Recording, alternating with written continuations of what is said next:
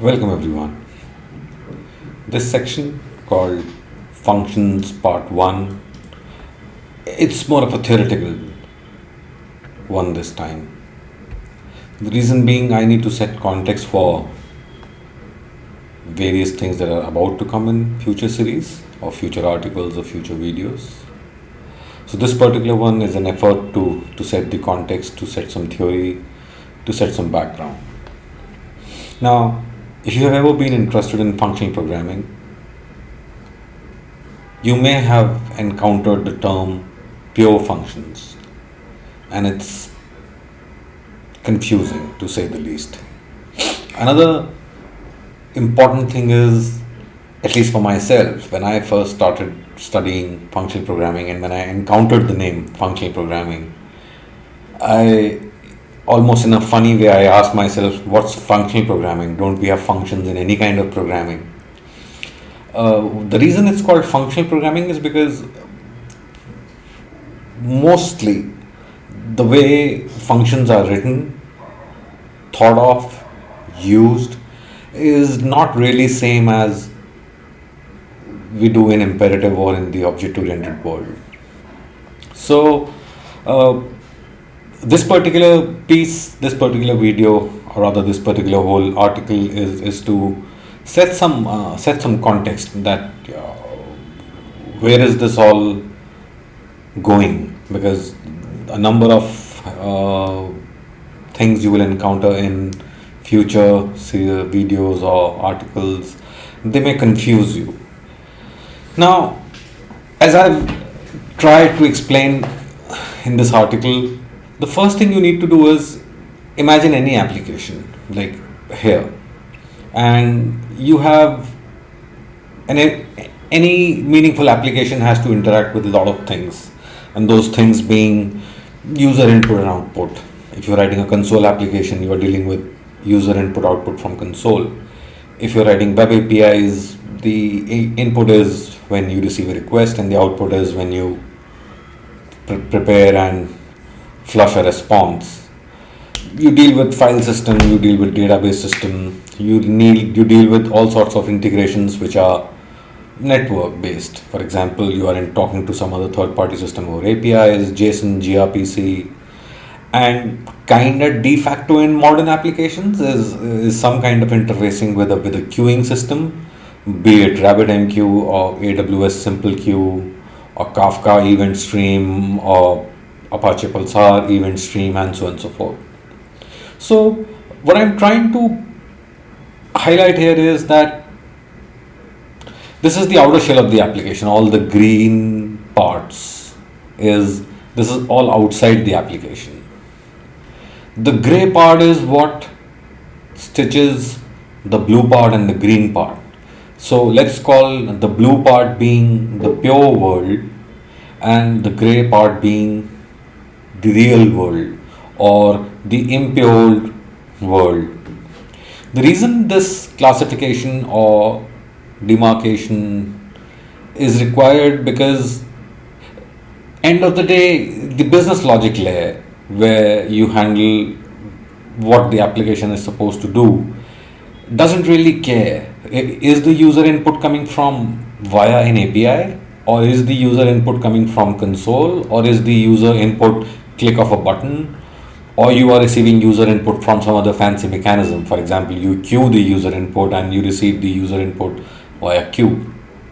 So there are three very clear entities involved here. The green, which is not you need to integrate it, your blue pure world with the green via the gray world. Now, a lot of times, not a lot of times, nearly 99% of the times, when people talk about functional programming, they're talking about the blue world. That's the sad part. Nobody talks about how green will talk to blue. And so a lot of theory that is talked about the purity of the functions, and this is how functions are to be written, this is how this has to happen, and all sorts of strategies and tactics. There is no mention of stitching everything together. Now, for simplicity's sake and not to overwhelm you with crazy amount of information, For number of videos or articles that we will talk about, I'll stick to the blue world because that's where the key differentiating factor is, and that's what the strength is. Uh, if you start mixing blue and the gray world, which is pure and the impure world, you will not really enjoy the output. So my intent right now is to focus purely on the pure world, and in the later periods I'll focus on the gray world and how to elegantly and efficiently integrate the two. And then once the gray and the blue are stitched together, integrating green and the gray, which is the impure world and any kind of third party system, is really not a big deal. And here are some examples that I've given that the real world deals with all sorts of things. Very, very loosely put, to generalize the whole idea, the gray world here, it deals with uncertainty. And what do I mean by that? So imagine you are talking to database. The network may fail. The database may fail. The database doesn't like the query that you have sent. Or when you are inserting a record, you are violating the primary key constraint, and so on and so forth. So gray world is what deals with uncertainty. File system request may fail. File creation may fail. Saving a file may fail. You try to read request which you were supposed to receive over HTTP post, didn't reach you. The operation failed. Couldn't write the response. Couldn't make a successful REST call to a third party web API, and so on and so forth. So the gray world or the impure or the real world where the reality is all of these, or practically anything which is out of control, it is uncertain, and so on and so forth. The pure world is essentially the world of certainty. Certainty, so much so that you can deal with it in an abstract way. We will talk about abstraction over and over again and again, nearly in every second discussion that we have throughout this series. So it'll slowly make sense. But you deal with certainty here. In other words, you deal with business logic. If you are working in a banking application, and if you have to deduct the balance from somebody's account because of a transaction, it's business logic. Business logic, by its very nature, is agnostic of how it is realized. For example, in the pure world, your business logic says deduct a certain amount from somebody's bank account, and then it becomes the problem of the gray world, that it has to then translate your needs into reality, which then goes to the green world, which is the outside world, and from there the response comes, and this on and so forth. My point being, the blue world, which is the pure world, is where you write business logic. Business logic is anything from you have received user input, validated, you have validated the user input, run it through a series of functions to achieve what you are supposed to achieve, prepare the response, all sorts of business transformations. It completely depends on what the purpose of the application is. But anything which is certain, which can be mathematically written down as input, do whatever you need to do, output, is business logic.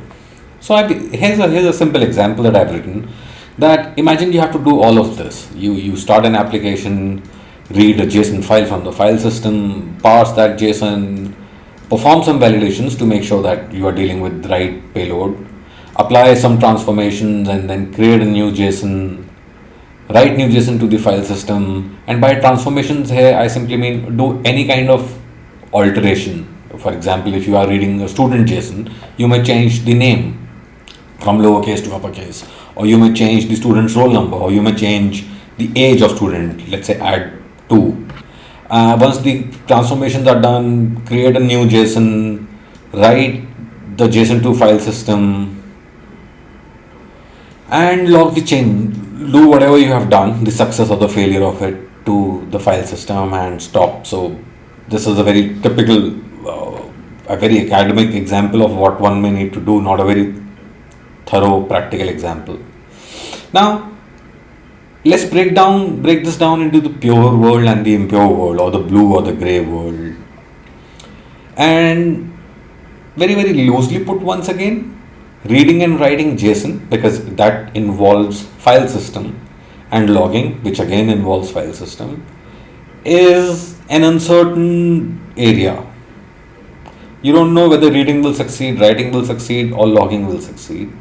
But on the other side, if these three functions are done, JSON parsing, JSON creation, validations, transformations, these are all pure world functions. Why? Because these are certain functions. Now let me clarify here. You may wonder, JSON parsing may fail, or JSON creation may fail, or even validations may fail. The argument here is not whether something can fail or not. Certainty of a business logic is all about you have a certain input, it goes through a function, and you have a certain output. If you are supplying invalid JSON, the output will indicate error, that the JSON parsing, the parser couldn't validate or accept the JSON which was passed. This is not an uncertainty. So moving forward, it will make more sense. And once you have broken down the application into pure and impure worlds, all you have to then do is implement the impure world in complete isolation. Implement the pure world in complete isolation, which is do the gray area job in complete isolation, do the blue area job in a complete isolation, and then figure a way out to elegantly stitch the two together. Now, there is no focus for the time being, there is no focus here or here. I am going to purely focus on second point, which is the blue world, the pure world, okay? And in order to understand the pure world, let's boil down to the basics. Pure world is nothing but a whole lot of pure functions, endless pure functions. Maybe your application has 10 pure functions, maybe it has 1,000 pure functions, maybe it has 10,000 pure functions. If you are practicing functional ideology correctly, you will, over time, you will write less and less number of functions. But more on that later. Right now, we have to first of all understand what are pure functions, okay? So I've given an example here to highlight the issues with functions that are not pure. So here's an example which says public static string. This is a C# example to highlight the issues, which takes a string and returns the upper version of that string. And there's another example which says public static string, combine string and current date, which is take the current date and this string, combine these two. So this is what is happening. This is returning the string in uppercase, and this is returning a concatenated version of this S and the current date time.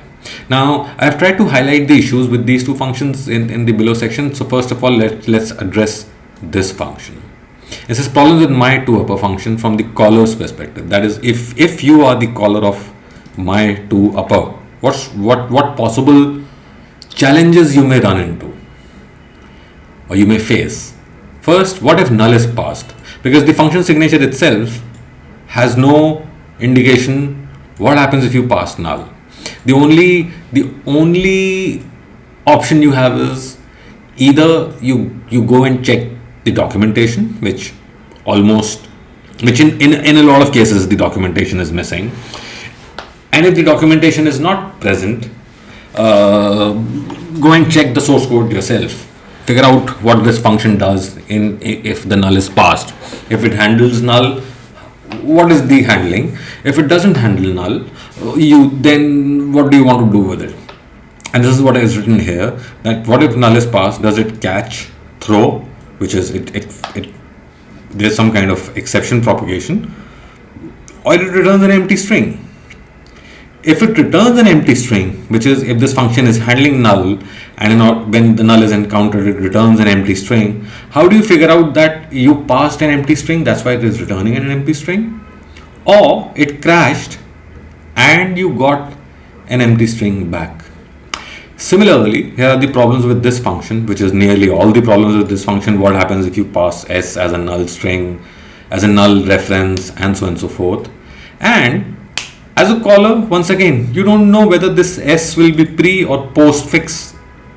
We are looking at the source code, so we know that S is prefixed, not post fixed. What is the date time format here? And if you notice another silly thing this function is doing, which a lot of code does, it is logging.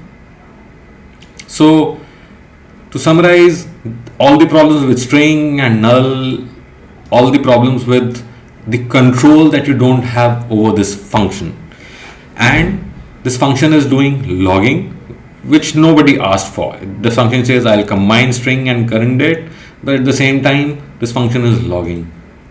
Now what a pure function is, it's a very larger than life idea if you look at it one way, or it's a very simple idea if you look at it another way. Now a pure world is essentially this list. Before you start reading this list, here's a warning, here's a disclaimer. After reading this list, you may wonder, what can a function sensibly do if this entire list, like 7 commandments, are followed? I understand that sentiment because I have been there. So we will visit this list in a slow manner. This, as I said in the beginning, this is more of a theoretical session, but this is the guideline that once you are in the blue pure world, the functions that you are creating to handle your business logic, they should, in nearly all cases, must follow these guidelines. If that's the case, you are in pure world, and there's a definite advantage you will get, something you will realize over a period. So the first is, a pure function should not deal with null or void. Thankfully you are in F sharp. If you want to deal with, there is no void, so you can't deal with void. But if you have to deal with null, either you are integrating with some kind of C# or other third party .NET, VB, or some other fancy library code. Otherwise, you will have to force yourself to bring null into your life. It's kind of impossible to have null in your life. Okay, if you practice F# in a straightforward regular way. For example, if you practice C# in a straightforward regular way, nulls are everywhere.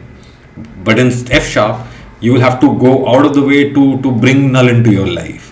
But since you can, I have mentioned it, no nulls in any form and shape. A pure function should not deal with exception handling. There is no thrown caught exceptions. Similar, and another point I mentioned is, you should never think of null and void terms in pure world. Absence of data, which is the data is not present, it has a better representation in F#. As a matter of fact, in all programming, functional programming languages, you typically use null because there is nothing to point your pointer to. That's why it's null. There's a better representation, there's a better abstraction to handle absence of data. Similarly, in functional programming languages, failures, exceptions, error conditions are better represented. You don't need to get into exceptions, thrown exceptions, caught exceptions, all sorts of flow controls which are required to handle abstractions. Third point, a pure function should not deal with global state. Now, I have a section dedicated below to explain what I mean by global state. You can read this the opposite way. A function should purely operate on the parameters that are supplied to it. Full stop. As long as a function is purely operating on the parameters that are supplied to it, it cannot deal with global state. We will talk about it a little later. And similar to this is actually a continuation of point number 3. If you are not dealing with global state, that is, if you are completely dealing with only the parameters that are supplied to you as function parameters, you cannot cause side effects. Okay. And if you combine point number 3 and 4, a pure function does exactly what the scope and or the purpose is. You cannot touch global state, you cannot have side effects, then you are essentially doing what you are asked to do. Unlike this function was asked to do combine string with current date. as a side activity, it did logging also. In continuation to point number 5, a pure function ideally, the reason I have mentioned ideally is because you may create functions which are pure in nature, but they do more than one thing. My recommendation, rather strong recommendation, is to is to limit the scope of functions to categorically one thing. If a function is supposed to add two numbers, it adds two numbers. If a function is supposed to multiply two things, it multiplies two things. If a function is supposed to perform a validation, if the given string is not empty, is not white spaces, whatever, it does that. If you're wondering, what about if a function has to do two things? Well, you can program your two functions and you can compose those. So we will come to that later. But this is more of a guiding principle, not a strict rule, as opposed to various other things mentioned above. But if you stick to this rule, you will find yourself in a better position versus having functions that do too many things. Because the moment a function does too many things, it's making certain assumptions about what it is supposed to do, and these assumptions are a problem. And seventh is essentially an effect of following these rules. If you follow all these rules, given the same input, a pure function will always produce the same output. There is no condition. If all these conditions are met, there is no way seventh rule can be broken. It's an indirect outcome. All right. And this is what I already said. At this point, you may wonder what can be possibly usefully done with functions if all these rules are met. So yeah, we'll come to that. Now let's understand what is global state and what is side effects. Global state is anything, and by anything I mean anything which is outside the scope of a function. So imagine this function. This function is dealing with global state in at least two ways. First, it is performing some kind of logging. A logging cannot happen without doing something which is outside the scope of this function. And secondly, it is referring to datetime.now, which is again not a local issue. So the moment a function goes outside its parameters, it's doing something which is not local to it. Going beyond the local scope is dealing with is dealing with global state. You may be just reading global state, or you may be mutating global state. Doesn't matter. Don't deal with global state. The problem with global state is it's a twofold problem. If your function is reading global state, the other modules or other functions or other actors in your system or whatnot, you have to have some kind of coordination that when your function runs, it's not reading a global state which you don't want to be read. It's not stale, it's not inconsistent, it's not broken right now, you're not going to run into any kind of race condition, and so on and so forth. The same argument looked at from the other side, if your function is altering global state, and I've given some examples of global state, application level module, lookup table, list, queue, reading system date time, reading writing file system, and so on and so forth. Whenever you change global state, so imagine if you have a global list and your functions are changing that list, how do you propagate the change to other functions? How do you synchronize between two function calls? You run into all sorts of challenges, okay? Don't deal with global state in pure functions. And a side effect is when a function causes change in the global state. If a function is changing global state, it's a side effect. Now, this is something which is not easy to identify, but this is a side effect. Because this will end up pushing this message somewhere, either to a file or to a console or via API to a third-party logging system, some kind of log connector. And whenever that happens, even if it is something as simple as printing to console is global state. Console is not imaginary. Console is something. Whenever you push output to the console, the state of the console changes. Okay, so it may appear to be too innocent to be labeled as side effect, but it is. The moment your function goes outside its scope, it's dealing with global state, and if it is changing global state, it is a side effect. Now, one thing which is kind of critically important to design pure functions properly is to understand the principle of inversion of control. Inversion of control, it's a very old idea, right? It has existed for at least last 25 years that I know of. It's now very very popular as dependency injection, because thanks to all the frameworks available on Node and ASP.NET Core, the term dependency injection is what is more prevalent these days. But the original term is inversion of control, and that's what the principle is. That is, don't let a function assume anything. That's the whole idea. So here is a very simple example: static void print today, date, time, and here is a print going on. And once again, it's a very innocent looking function. Ignore the side effects, because that's not it. IOC or inversion of control has nothing to do with side effects. So I'm not talking about side effects at the moment. But what I'm trying to point out is the uselessness of this function from the reusability perspective. And I have a long write-up which you can read. The point that I'm trying to make here is that this is an extremely specialized function. At some point in time, somebody in the project had this need, and with that need, this function assumed that this is the formatting of the message that's to be written on screen, because you are doing a console write line. And not only do you have format of the message, you have the format of the date too. The choice of words, should the date be prefixed or postfix, and when a date is converted to string, and so on and so forth.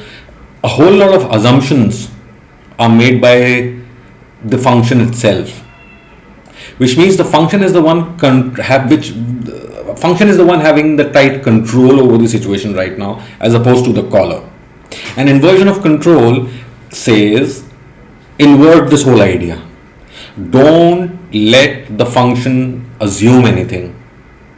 Let the function be the doer as opposed to be the decider and the doer. You be the decider. Let the function do things for you. So here is an inversion. Here is an inverted version of the same function. The format is now supplied as a parameter. The date time. No, you will not print date time. I'll tell you what is the date time, the format, and the formatting of the date time. So this is format of the entire message. This is the date time, and this is the DT format, which is the formatting required for date time. And like I said, I have given all sorts of scenarios and use cases where the uselessness of this function will become taxing for you. So if on day one you created a function with the right philosophy, this function is now extremely useful. Whether you want to print a past date, a future date, current date, whether you want to print in Hindi, in English, in Punjabi, it doesn't matter. Whether you want in Indian style date format, in US style date format, in whatever format you need, whether you want date prefix, postfix, this function implementation now takes care of everything. So far the inversion of control is concerned. So pure functions, when written, when designed, when you think of implementing business logic via functions, and you are in the blue world implementing your functions, IOC should be extremely well respected. It's one of the key ideas which will make your life easier. It will introduce exceptional reusability in your code. And that's not the only point. We will whenever we discuss partial functions and currying and so on and so forth, because those are crazy concepts when it comes to functional programming, these ideas become way more important. Okay, now this is a fun thought experiment that pure functions are lookup tables. And in order to illustrate what I'm trying to say is, I have this simple function which is add two nums x, which takes two parameters and returns the sum of those two numbers, and I've just drawn a sample table saying that run this method add two nums for all possible parameter values. X is, since this is an integer, y is an integer, run for all negative to positive infinity values of x, negative to positive infinity values of y, and render a dictionary like this. Now ignore that you have this function. Assume you have a dictionary like this. This is a dictionary which is x and y, which are now bundled into a tuple. For two possible values of x and y, here is the result. So you ran this function infinite times, added infinite entries into this list, which is illustrated here. Once this dictionary is ready, you don't need this function anymore, because for each unique combination of x and y, you can do a lookup in this dictionary. The point being, if a dictionary lookup is same as calling a pure function, because if you remember point number 7 here, given the same input, a pure function always produces, should have been produces, ignore the typo, the same output. No, it's right, should always produce the same output. So the point that I'm trying to highlight here is that pure functions, they don't deal with global state. They always operate on parameters. They don't cause side effects. With same input, they produce same output. If you look at it carefully, it's nothing but a lookup table. There's no sense in implementing such lookup tables. Functions are faster, functions are practical, dictionaries and such lookup tables are absolutely pointless. But this is a theoretical exercise to give you a perspective. This is to cause a thought shift.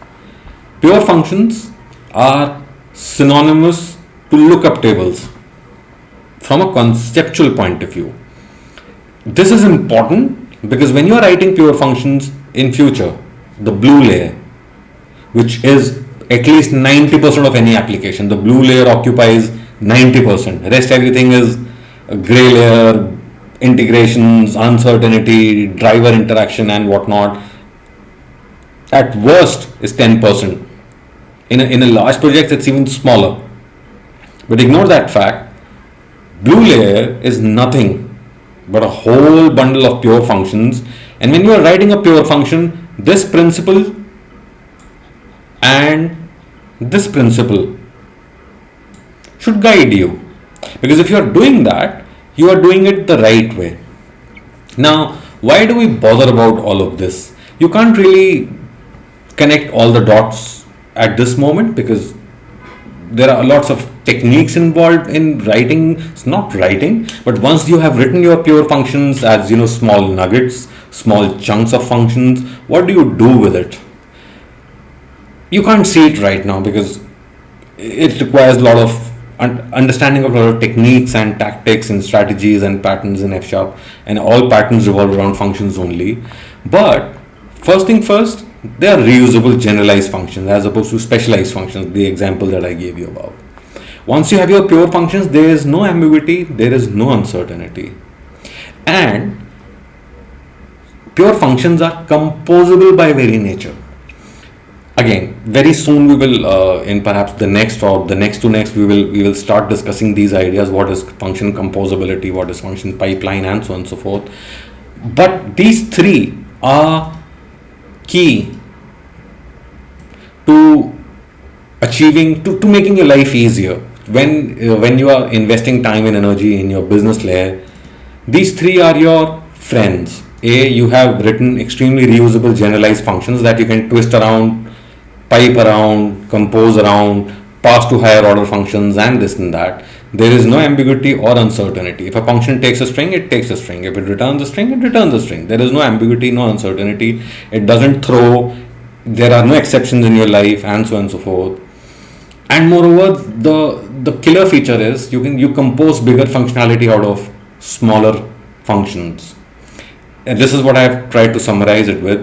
Now we need to focus on techniques, how to achieve IOC, partial application, chaining, pipeline, etc., which we will do in coming sessions. So once again, this particular piece was to get you started with the thought process.